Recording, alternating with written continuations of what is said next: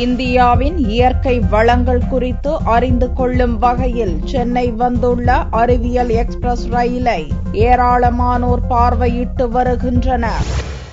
உலக சுற்றுச்சூழல் தினமான ஏப்ரல் 9ஆம் தேதி இந்தியாவின் இயற்கை வளங்கள் குறித்து மக்களிடையே விழிப்புணர்வை ஏற்படுத்துவதற்காக பல்லுயிர் மரபு சார்ந்த அறிவியல் விரைவு ரயில் கண்காட்சி டெல்லியில் துவக்கி வைக்கப்பட்டது. 13 மாநிலங்களை கடந்து இந்த அறிவியல் ரயில் சனிக்கிழமையன்று சென்னை வந்தடைந்தது. இந்த ரயிலை மத்திய சுற்றுச்சூழல் மற்றும் வனத்துறை அமைச்சர் ஜெயந்தி நடராஜன் வரவேற்றார். இயற்கை வளங்களை உயர்த்துவதில்தான் ஒரு நாட்டின் பெருமை உள்ளது என்றும், கடந்த ஆண்டு 23 லட்சம் பேர் இந்த கண்காட்சியை கண்டுள்ளதாகவும், குழந்தைகள் முதல் பெரியவர் வரை இயற்கை வளம் குறித்து தெரிந்து கொள்ள வேண்டும் என்பதற்காக இதுபோன்ற கண்காட்சி நடத்துவதாகவும் தெரிவித்தார்.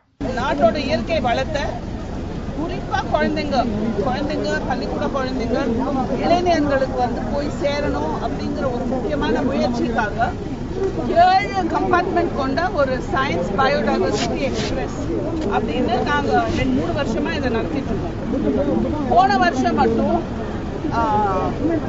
67 ஸ்டேஷனுக்கு மேல இந்தியா பூரா போயிட்டு 23 லட்சம் குழந்தைங்க பெரியவங்க பல பேர் இந்த எக்ஸிபிஷன் பார்த்துக்கிறாங்க.